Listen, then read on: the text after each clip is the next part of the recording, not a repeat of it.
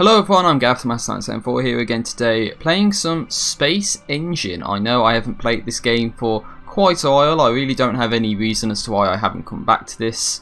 One thing that's a little bit of a bug, you will see my mouse, I don't actually see it on my screen. It's a little bit of a graphic issue right there. So here we are in the solar system. I'm trying this at 4K 60. It might not be 4K 60 all the time, so just keep in mind there might be frame rate drops. I'm looking around now, it does look like it moves at 60 FPS. There is going to be some compromises, I guess, with the graphics options. This is surprisingly graphics intensive. That or my processor's not good enough or something to run this at nice settings. But as you can see, we've got the solar system, we've got trails of all the objects orbiting the sun. And there's actually something that was released in an update that I wanted to cover, quite honestly. And under locations, you can actually go to the moon landing site. The Eagle has landed, so you can actually go to what's called the Eagle has landed, and it's actually the site of the moon landing, the Apollo 11 moon landing, I think. So it should load up on the surface of the moon, and we have the lunar lander right in front of us, hopefully with Earth in the background as well. One thing you can do is actually progress time. How fast is it? It's okay, let's do a lot 0.1, so it's kind of like real life. So as you see here, it says it's LM Eagle. Oh, you seen that, guys? That's actually like the recording dropping frames right there, even though it looks fine for me. That's weird. But anyway, we can actually go through the lunar lander, which is quite bad because it has no like physics model whatsoever. But that's just to point out that you can actually go to the lunar lander on the surface of the moon. No American flag though anywhere, so that would have been a nice little touch, and like the footprints in the surface. But I think that would be asking a little too much. And it looks like a little star on the surface as well. But one thing I didn't even realise is there's actually other places that you can go to. A lot of the satellites that have landed, so you can go to LM Falcon, for instance. And as long as you're not doing what I was doing there and going at 1,000,000 miles an hour, then you'd be able to land where the Falcon has landed. And as you can see, this is like another lunar lander. You can just like go through and all that. So that's on the surface of the moon. I don't know if this applies to other landers on other bodies in the solar system. So I don't know if we go to Titan, we'll see the Huygens probe, for instance. We might not. It might just be the location of all the moon landings. So you got, you know, Intrepid, Orion, Challenger, Falcon, for instance. But that was a nice little something they added as an update to this game. And one other thing that I wanted to check as well was the Andromeda galaxy. So I wonder if we can actually go to so we can go to Andromeda from here, and as you see, it says it's M31. So what we can actually do under the search option, which is why I'm here, is if we type in M31, then sorry, it's M-31, is it? Something like that. M space 30. Got there eventually. You can actually go to M31 Central Black, which is the supermassive black hole at the center of the Andromeda galaxy, which is something I said I wanted to investigate in the previous video. And just like the supermassive black hole at the center of the Milky Way galaxy, Sagittarius A star, that I covered, I guess in the previous video, you can actually go right up close, and if you get past all the light and that, then you can actually begin to see the black hole. Now I'm going to have to turn off HDR here, I think. That way you can actually see the black hole in action. Now, part of me doesn't want to land on this because, you know, I don't know what to expect from it. But on the other hand, you can go at superluminous speeds, so I would be able to escape off the surface even if I landed on it. And you can actually see there's the gas moving very slowly. So if we increase the speed, you'll begin to notice that the gas actually begins to, you know, rotate around. So how much was this at? Something like 1,000 times the speed of real life, and if you head far away, then it just looks like a star.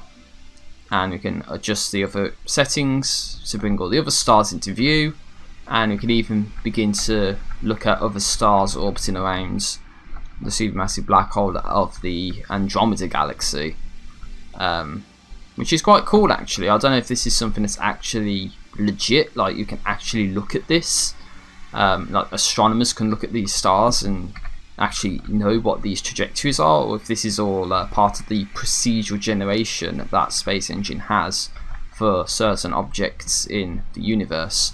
And one thing we do is go at really super fast speeds and essentially leave the galaxy, and by going even further out we can begin to see every point of light here is a galaxy somewhere in the universe, which is actually quite phenomenal if you ask me. It looks beautiful.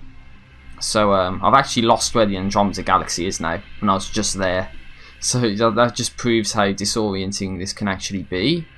You can actually go like right here, and if you click on it, it says that's the Triangulum galaxy, or M33. Whoa, where the hell did I go? I went so fast I went right through it. But again, if you go under search, you can go to M33 Central Black, we can go, and it just takes us to the center of the galaxy. Now as you can see, there's actually these this gas flow coming out of the black hole here, and I guess that's because we set the time scale to be so long.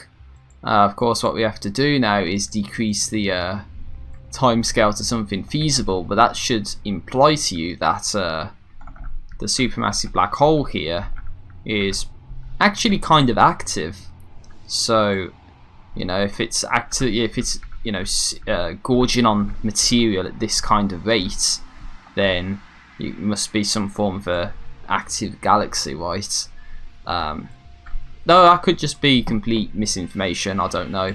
But that's 1 times speed. I guess this is normal, so as you see in the bottom left, there's the seconds progressing normally, and if this is the rate of material that's accreting onto the black hole, then you know that's pretty serious stuff. So I did a module I said before called Quasars and Cosmology. I honestly didn't like it. It's probably the worst module I've had to do at university, and I haven't even gone and started my 4th year, my final year yet at this moment in time. I guarantee that Quasars and Cosmology module was the worst thing I ever had to do while being at university. It's absolutely terrible. And it was all in the delivery, in the execution. The content was okay, but the delivery was not very good, let me tell you. But some of the things that were covered was active galaxies, and there's like radio loud against radio quiet, and the blazars and the quasars and all that.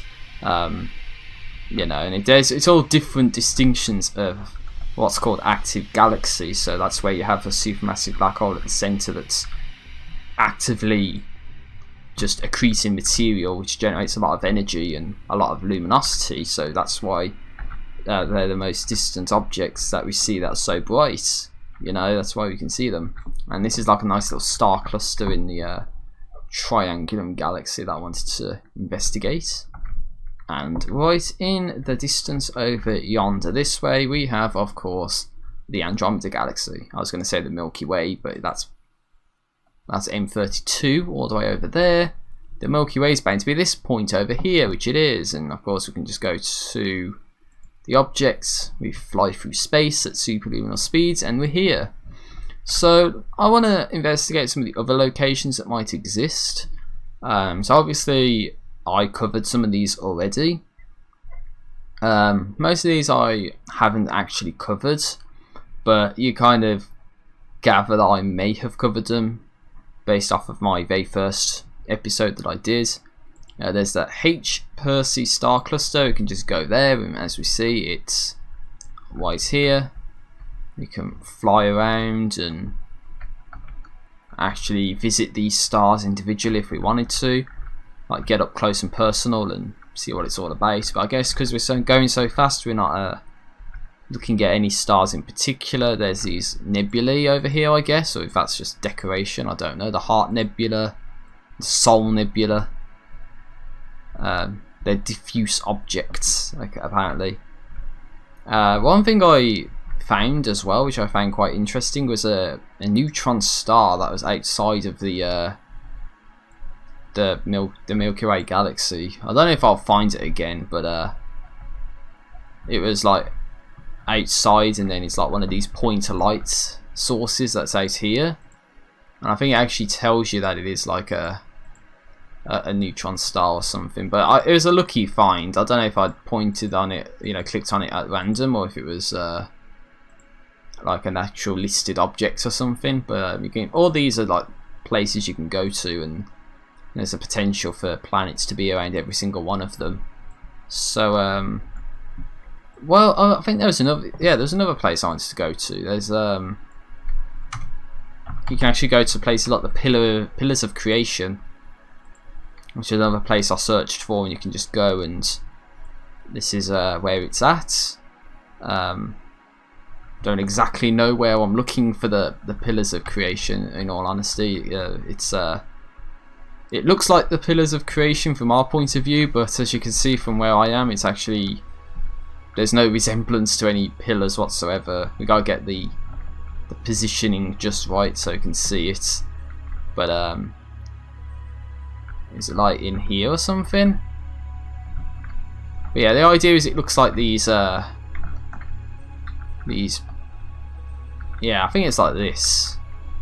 This is like what we would see, and this is like areas where we'll get a star birth going on and all that, and it can just like fly away.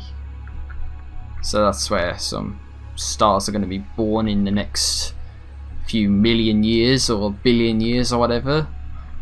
That's the thing with space. It's a really long time for stuff to happen. I saw this area over here, which I'm going to investigate. So there's this area as well. Looks like nebulae. This is the. Wait, no, it's not even pointing it out. What the hell is this? Come on. The Carina Nebula. So you can actually go to these places, and it's like a three-dimensional view of what they would actually look like based off of what we see. Oh, this is interesting. Nita Carinae. I think there's some discussion of this when I did a module called Stellar Astrophysics, and it was one of these stars where it's like, oh yeah, it has a peak in luminosity that we saw, and it was believed to create a supernova around it, and it was only from like the 1800s or something. So that's what we're dealing with here. And there's this is the name? Oh, Nebula RN8496276. That's what this is called, and there's stars inside of this. And I'm going so slow, and that's actually the game dropping frames for me. That this lag that you're seeing is actually the game dropping frames quite badly. So it doesn't like this supernova remnant, I guess I should say. It doesn't like that very much. And of course, what you can do as well is use a search and go somewhere random, like MCG 3-30-70. We fly all the way across the universe, and we see this galaxy here. And we can just like fly in, and see there's a whole bunch of stars. And one thing you can do is go towards the center as well. Now, in my experience, it looks like if you see a large cluster of blue-like stars in the center of a galaxy, then that's most likely where you'll find the supermassive black hole at its center to look at if you really wanted to, like what I would want to do. But you know, you have to be able to find it, and I'm just not really seeing it here. So unless I haven't actually included it in this game for this area, we actually got this RN26128239. It just looks like a rip in space time or something. Like, what the hell? Oh god, I went right in there. I don't want to do that. It's a problem when you're going kilo light years a second. That's quite mysterious. It's dark and pinky purpley, so that gives you an idea of what sort of chemical elements are actually there. Oh, we got another nebula right over here. Of course, it's RN26128241. Of course. Yeah, I don't think my PC likes rendering the nebulae in this. So I guess that's something I gotta try and avoid for these recording sessions. I mean, the game looks like it runs okay for me, but I guess for you guys it just looks like it's dropping frames a lot. I guess that's what you have to deal with when doing this. You know, unless I have a beast of a PC, which I honestly would love to have, I just don't have the money for it, then I guess I'm not playing this game at very good settings for very long. There was other places I wanted to go to as well. Like, I know there's the KIC stuff, but one of the objects in question that I wanted to look at, I couldn't actually look at because it's not here. But it's one where they theorise that there's a Dyson sphere around it and an alien civilization, just because the luminosity from the star actually dips by such a large amount that it's just not possible for it to be a planet, supposedly. I would say it's a gigantic planet, but at that size, you never know if it's actually supposed to be a star or a brown dwarf or something, and they would know that it was actually a brown dwarf or something. That's just what I think. I haven't looked up enough to understand what it might actually be. And there's something else as well. It was actually the furthest object in the observable universe. I think that's the one thing I wanted to look at as well, but that wasn't here as well. So sounds like a Boo Bass plugin, doesn't it? So not criticising the music or anything, it just sounds like if you go on it to Fruity Loops and there's the Boo Bass plugin, it sounds like that. What about PSR J1900 plus 0634 bar? Let's go there. Oh god, that's a bit extreme close up. Whoa, this is a neutron star, look, okay.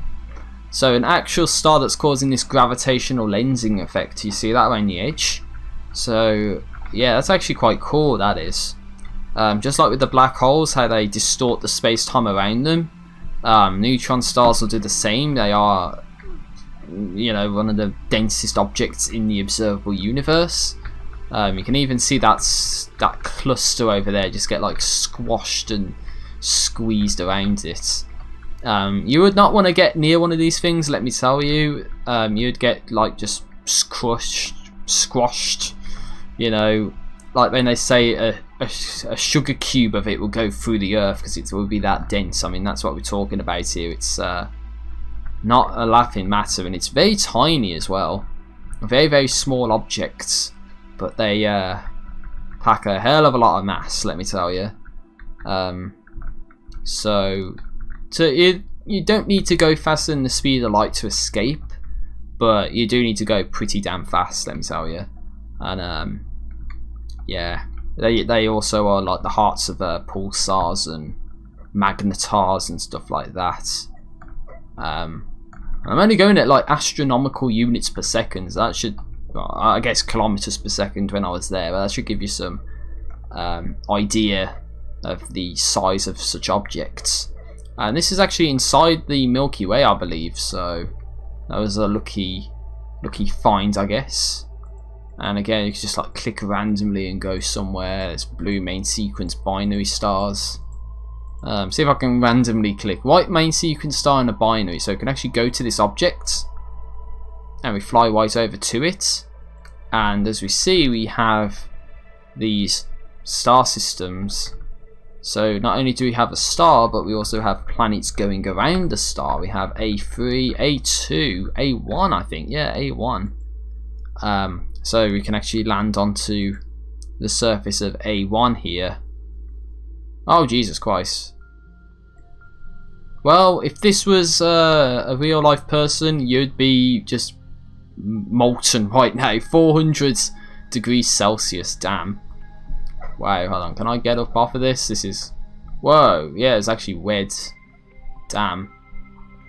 So this must be an example of one of these planets that's so close to its parent star that it's like roasting hot, and it's a hot super Neptune apparently, but yeah, they're Jupiter-like planets very close into their parent star, which makes our solar system look like the odd one out in comparison. That's actually dropping frames. So if I look over to the right here, that's my dual monitor setup, so I'm just seeing how good or bad it looks. I'm actually looking at the planet right now, and you guys didn't see it. It's like that bad. The frame rate just chops up in the video that bad. So I'm sorry for that. Oh god, I was trying to find the moon. The moon and the it just zoomed right on past it. I see just like a tiny little asteroid going around this super hot moon. But we can also do the good old solar system browser, and underneath A, which I guess where we're at now, we can actually see that the star itself 7,901 Kelvin. This is the planet that's closest in. We actually can go to A2, and this is even hotter. So this is like a Venus. So it must have a thick atmosphere or something for it to be so hot, and it's got plenty of moons around it supposedly as well. So again, I don't know if this is actually legit or if this is stuff that SpaceEngine actually added in the procedural generation department. Oops, I didn't want to do that. I wanted to go back to B. We can go to B, which is 6,400 Kelvin, so it's cooler. So it's going to be more orange in colour. Of course, we've got the browser here. We can go to this planet, for instance. Minus 46 Celsius. It looks like a Jupiter. It's a cool super Jupiter. And yeah, none of these places look like places we'd actually want to go to. I mean, minus 34 Celsius, that's pretty damn cold. You don't want to go out in those kind of temperatures, let me tell you. Unless you're very well prepared for it. But who would be, in all honesty? But yeah, that's an example of a star system that we can look at. I have no idea what the hell just happened. I was trying to find where the star system was, and the mouse must have just spazzed, and I just went like that, and it's like, where the hell am I? I can't find out where I went. Yeah, so that happens as well. I think that's my mouse. Sometimes it just does that. It's a bit weird. So where else do we want to go to? Last couple places, I guess, and then I'll round the video off here. We can go to the blue main sequence star, RS8496, blah blah blah blah. Blue main sequence stars are hot, so that's to be expected. Number of planets 6, metallicity 0.376. There we go. Temperature 10,206 Kelvin. So yeah, that's actually very hot. I think that's the last system. Sorry. So now we can go over to this system. 17 degrees Celsius planet. That's actually quite nice. Though it's a super Jupiter, so we probably won't be able to land on its surface. But still, if it's 17 Celsius, then that's kind of like normal, right? Yeah, atmospheric temperature would be about normal for this location. Bear in mind, it is a blue star, so the so-called habitable zone would be further out because the star, the sun in question, is so much hotter. So, for like red dwarfs, for instance, then the habitable zone around it is actually going to be closer in. So, that's why you get planets here, which is like 456 Celsius, and wait, why is this 252 Celsius if it's like really far away? Unless it's got like a thick atmosphere or something. But and it's got rings as well. Look at that, that's nice. Oh, I was like, you can't see anything because this PC's not working right now. Come on, load the planet. I want you to see the planet. I'm actually looking at the planet right now, and the game's actually not responding whatsoever. It actually refuses to show the planet to you guys. You see that as well? You see in the face cam how my face lights up and then goes dark, and then the game just suddenly works. I don't know what the hell's going on. This game does not want you to see the planet. There we go. There's the planet. Okay. Alright. So, it's just pointing out it's got a ring system around it as well. But of course my PC doesn't want to actually record this game at the same time while I play it. So that's not very nice, to be honest. So I guess we got to find one more place and round off there. So, nice little blue main sequence star. That'll go through its fuel quicker than our sun will, and our sun will go through its fuel faster than a red dwarf would. So, they say that red dwarfs would last for so long. We haven't actually seen what would happen when it actually goes ahead and ends its life, because they just have access to their fuel for that long. So it proves how long it would actually take, you know, how vast the universe really is, and the time scales we have to deal with. Several billions of years. Let's go much closer in. Let's go here to a oh, that's NGC. I don't know if that's just an object, isn't it, at the end of the day? That's a white main sequence, a white giant. I've lost it. There's a white main sequence, white supergiant. Oh, this should be interesting. So we can go here, and then bang, and you don't see anything. There we go. It's a star right there, guys. Oh, what's going on over here? Oh, look at all these like objects, all these like moons and planets and stuff. Holy hell! So here we got a super hot planet. Hold on, if I go out of this, we can go here. Not what I wanted to do. What the hell is this? It's like black. C87. Frigid asteroid. What the hell? Oh, that is black because it hadn't loaded the textures. Okay. It's a torrid Jupiter. I wanted to actually click on the solar system browser. Which one's this one? D. Oh, it's just called 3. 1,000. Oh my god, look at this. 3,517 Celsius. Damn, that's fucking hot. But yeah, that's what you have to deal with these places. Is that they are actually bloody hot. Because they're so close to the star as well. Like, if the sun looked that big, that would actually be not very good for us, let me tell you. Oh, and you don't even see the planet again. What is with SpaceEngine not wanting me to show you the planets? Seriously, what's going on here? It's a conspiracy by NASA. They don't want me to make this video for you guys. And that's something I wouldn't have noticed with the recording, is that I wouldn't know that you guys don't see what's going on. More of a reason for me to get like a capture device or something, like a better capture device than what I have, to be able to show you guys like 4K 60 or at least 1080 60 or something like that, and do PC stuff and, you know, not have anything to worry about. But I need some money for that, and that's just not going to happen. You know, I've been watching videos recently about people that just do practically nothing and get a ton of money just because they're women, and it's like, that's not the way it's supposed to be, you know. Girls exploiting their sexuality and getting money out of it, and it's like, that's just, nah, that's not right, man. But you know what, I at least would have more standards than they do, so that's all that matters to me. So why don't we finish off with a red giant? So you can go here. It's not gonna, oh god, look, this looks a bit, there we go, you see it now, it looks a bit, it looks like those convection cells, they're like ginormous.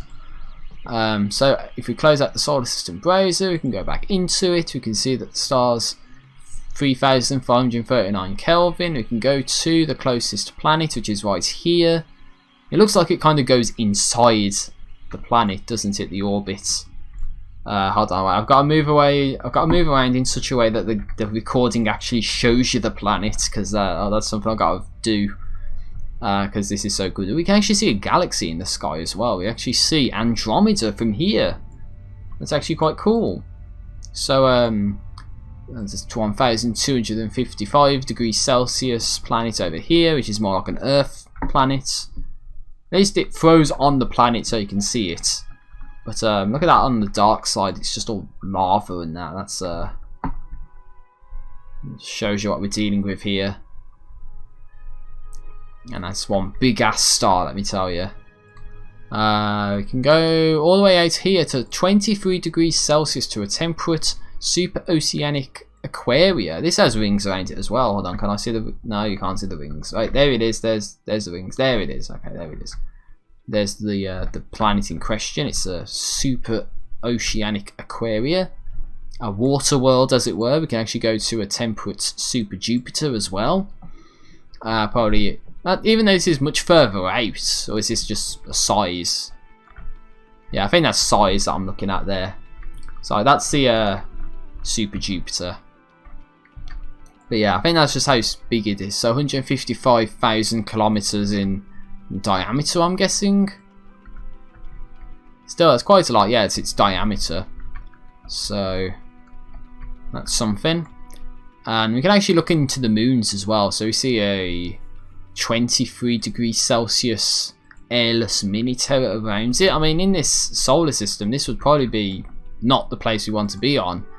But, you know, if we can ever inhabit the moon or something, then, you know, use that technology over here and it would be a nice place to be, you know. 23 degrees Celsius is not that bad.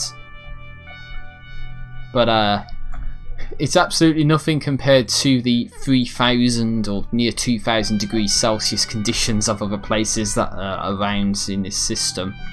So I guess that's where I'm going to be rounding it off for today. I can just zoom right outside of the galaxy and look out into the endless abyss of interstellar space. And I'll have to say thank you very much for watching me play some SpaceEngine today. So, oh, that's not the right thing. It's escape. There we go. That's how we do it. Back out to the main menu.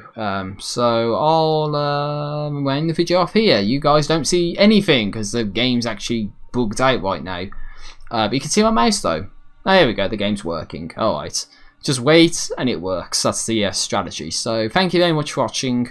Hope you enjoyed the video. Let me know if there's any places you want me to go to in SpaceEngine, and if you want me to make this a more frequent thing. I have enjoyed playing through SpaceEngine today, and I hope to get this video out to you soon. It's a Sunday night right now, so importing the video, rendering and all that is going to take a real long time, but you know, I'll do it just for you guys. So hope you enjoyed.